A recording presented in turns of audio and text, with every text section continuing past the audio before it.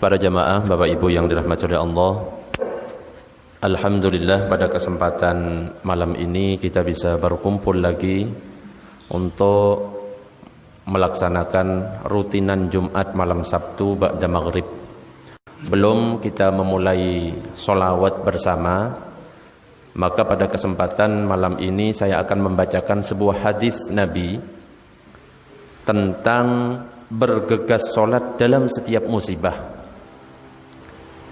Disebutkan dalam sebuah hadis yang diriwayatkan oleh Imam Ahmad dan juga Imam Abu Dawud, an Hudzaifah radhiyallahu anhu qala, dari Sayyidina Hudzaifah radhiyallahu anhu beliau berkata, kana Rasulullah sallallahu alaihi wasallam idza hazabahu amrun fazi'a ila shalah.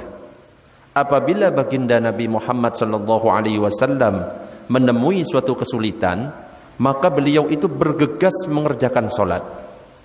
Jadi hadis ini menjelaskan kepada kita tentang keutamaan dari sholat, bahwa sholat itu bisa membantu kita untuk menyelesaikan dari berbagai kesulitan.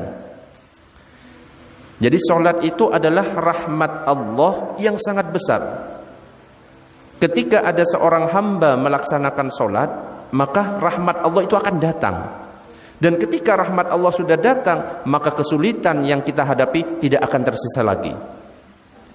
Karena apa? Karena sholat itu adalah bentuk dari ketakwaan. Dan orang yang bertakwa sebagaimana disebutkan di dalam Al-Quran, disebutkan wa may yattaqillaha yaj'al lahu makhraja. Siapa yang bertakwa kepada Allah, maka Allah akan memberikan jalan keluar atas segala musibah, segala masalah, segala perkara yang akan dihadapinya. Jadi Allah akan memberikan jalan keluar. Kalau kita ada masalah, ada musibah dan sebagainya, Allah berikan jalan keluar kalau kita itu bertakwa. Dan salah satu bentuk ketakwaan kita itu adalah dengan menjaga sholat. Bahkan tidak hanya itu saja, ketika seseorang itu bertakwa kepada Allah, disebutkan di dalam Al-Quran, wa yarzuqhu min haitsu la yahtasib. Allah akan memberikan rizki dari arah yang tidak terduga-duga. Tiba-tiba ada, padahal kita nggak punya kerjaan, tiba-tiba ada. Intinya kita ya harus bertakwa. Salah satu bentuk ketakwaan kita adalah dengan menjaga sholat. Yang terutama ini yang sholat 5 waktu, zuhur, asar, maghrib, isya, subuh. Jangan sampai kita meninggalkan satu sholat saja, jangan. Seperti yang pernah saya sampaikan, iblis itu adalah ahli ibadah dulu. Bahkan di dalam surga itu tidak ada sejengkal pun yang tidak pernah dibuat sujud oleh iblis. Tapi karena dia itu enggan kepada perintah Allah, gak mau sujud ketika Allah merintahkan, sekali saja gak mau sujud, diusir dari surga. Nah kita kalau misalkan sampai meninggalkan satu sholat, subuh misalnya, 1 rakaat itu ada berapa sujud? 2 rakaat berapa sujud? 4. 1 sholat berarti kita sudah meninggalkan 4 sujud. Iblis sudah ibadah 80.000 tahun, 1 sujud ditinggalkan karena diperintah Allah, dia enggan, diusir dari surga.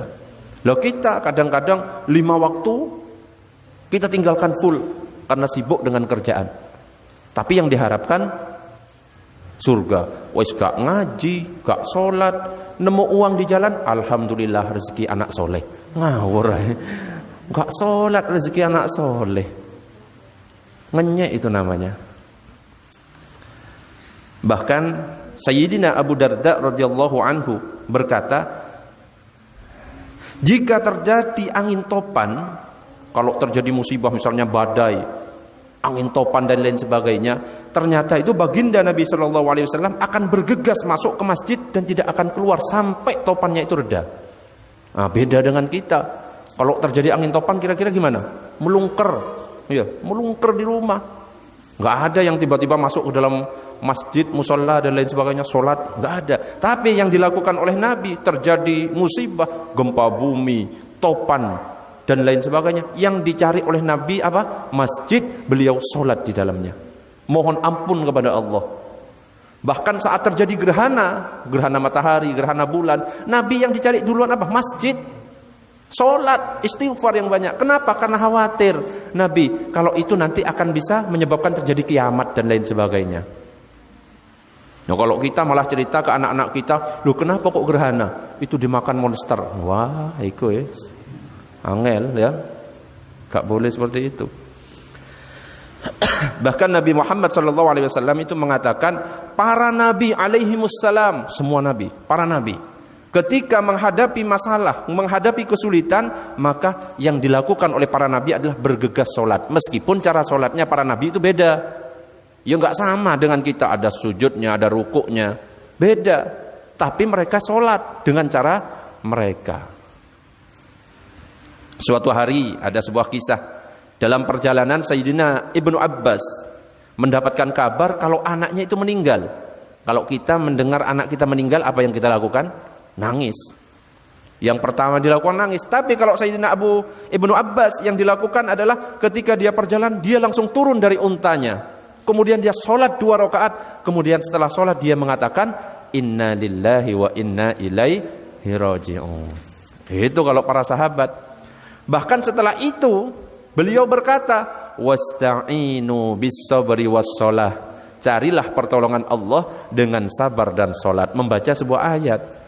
Ada lagi kisah yang lain, Ibnu Abbas pernah dalam perjalanan lagi, ternyata mendapatkan kabar kalau saudaranya meninggal.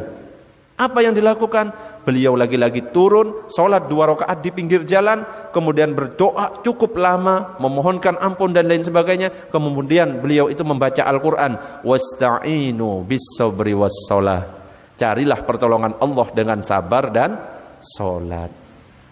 Makanya kalau kita menghadapi kesulitan, yaitu sabar, sholat, langsung mendekatkan diri kepada Allah.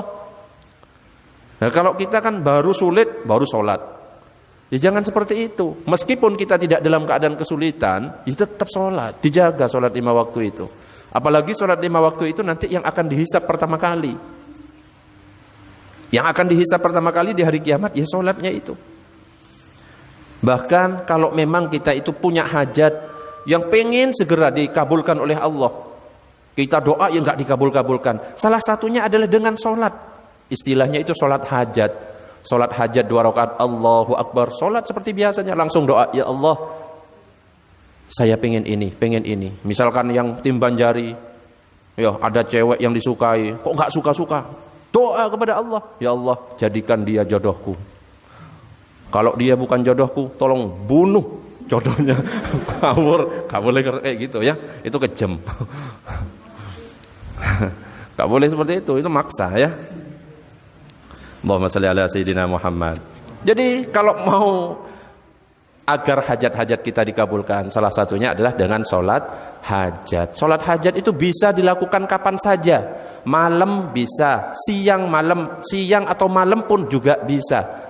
Yang penting tidak di waktu-waktu yang dilarang. Waktu-waktu yang dilarang itu kapan? Setelah subuh. Gak boleh sholat sunnah setelah subuh. Habis sholat subuh, so alim, so ahli ibadah sholat, Allahu Akbar, salah, haram. Setelah asar, gak ada sholat sunnah. Yang ada itu sebelum subuh, sebelum duhur, setelah duhur, terus sebelum asar, sebelum maghrib, setelah maghrib, sebelum isya, setelah isya. Habis itu tahajud full. Berapa rakaat Ustaz tahajud? Tidak terbatas, 1000 rakaat boleh. Tapi syaratnya kalau sholat tahajud minimal harus tidur. Kalau nggak tidur namanya bukan tahajud, tapi qiyamul lail, sholat malam. Jadi kalau tahajud akan disebut sebagai sholat tahajud kalau dia sempat tidur, meskipun tidurnya di waktu maghrib. Tidurnya 2 menit ketiduran, bangun, wah tahajud. Ya tapi syaratnya setelah sholat isya.